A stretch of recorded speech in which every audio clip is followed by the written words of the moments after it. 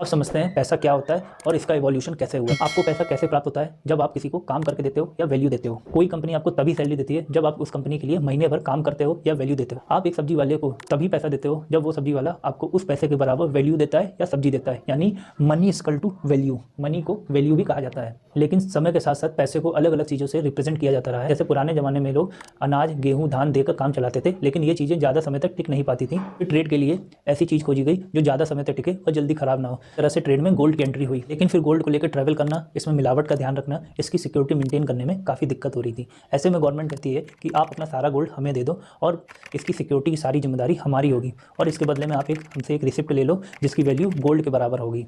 इस रिसिप्ट को ही promissory note कहा जाता है, जो एक तरह का वचन पत्र होता है। यही प्रोमिसरी नोट आगे चलकर पेपर मनी बनता है। पेपर मनी कागज का एक टुकड़ा होता है जिसकी अपनी कोई वैल्यू नहीं होती जब तक कि गवर्नमेंट ऑफ इंडिया वादा ना करे कि मैं धारक को 100 रुपये या 500 रुपये अदा करने का वचन देता हूँ।